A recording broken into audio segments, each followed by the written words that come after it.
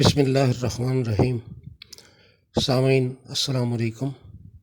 ایک خوبصورت سی بات آپ کے ساتھ شیئر کر رہا ہوں، اس پہ سوچئے گا ضرور۔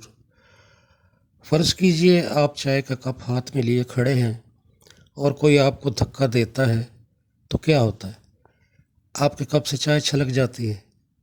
اگر آپ سے پوچھا جائے کہ آپ کے کپ سے چائے کیوں چھلکی تو آپ کا جواب ہوگا کیونکہ فلاں نے مجھے دھکا دیا اس لیے چھلک گئی۔ جواب غلط ہے۔ درست جواب یہ ہے کہ آپ کے کپ میں چائے تھی اس لیے چھلکی۔ آپ کے کپ سے وہی چھلکے گا جو اس میں ہوگا۔ اسی طرح جب زندگی میں ہمیں دھکے لگتے ہیں لوگوں کے رویوں سے تو اس وقت ہماری اصلیت ہی چھلکتی ہے۔ آپ کا اصل اس وقت تک سامنے نہیں آتا جب تک آپ کو دھکا نہ لگے۔ تو دیکھنا یہ ہے کہ آپ کو دھکا لگا تو کیا چھلکا۔ صبر، خاموشی، شکر گزاری، رواداری، سکون، انسانیت، وقار، یا پھر غصہ، کڑواہٹ، جنون، حسد، نفرت، حقارت۔ آپ چن لیجئے کہ ہمیں اپنے کردار کو کس چیز سے بھرنا ہے۔ فیصلہ ہمارے اختیار میں ہے۔ اگر اپنا کردار اعلیٰ اور مضبوط کرنا ہو تو خواہشات کو دباؤ اور تکالیف کو برداشت کرو۔ دل میں برائی رکھنے سے بہتر ہے کہ ناراضگی ظاہر کر دو۔ جو لوگوں کا درد محسوس کرتے ہیں وہ کبھی دوسروں کو درد نہیں دیتے۔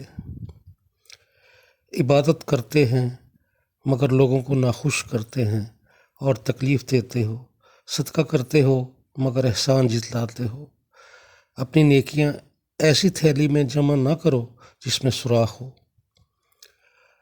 سامعین، آج میں آپ کو گھٹنوں کے درد اور کمر درد کے لیے روحانی علاج بتا رہا ہوں۔ بہت سے لوگ اسے آزما چکے ہیں اور شفا پا چکے ہیں۔ سامعین، دوران نماز جب آپ رکوع کرتے ہیں اور رکوع کے بعد جب آپ سیدھے کھڑے ہوتے ہیں تو کہتے ہیں سمیع اللہ لمن حمیدہ ربنا لک الحمد۔ اس کے بعد آپ نے یہ 4 لفظ پڑھنے ہیں، حمدن کثیرن طیبن مبارکن فیہ، حمدن کثیرن طیبن مبارکن فیہ۔ اس کی برکت سے انشاءاللہ العزیز آپ کے کمر کی درد اور گھٹنوں کا درد ہمیشہ کے لیے ختم ہو جائے گا۔ جو لوگ کمر کے درد میں مبتلا ہے تو وہ اپنے سجدے کو ذرا لمبا کیا کریں۔ آپ نے یہ ہر رکعت کے ہر رکوع میں پڑھنا ہے۔ انشاءاللہ تعالی بہت جلد آپ کی تکلیف رفع ہو جائے گی۔ اپنی دعاؤں میں یاد رکھیں۔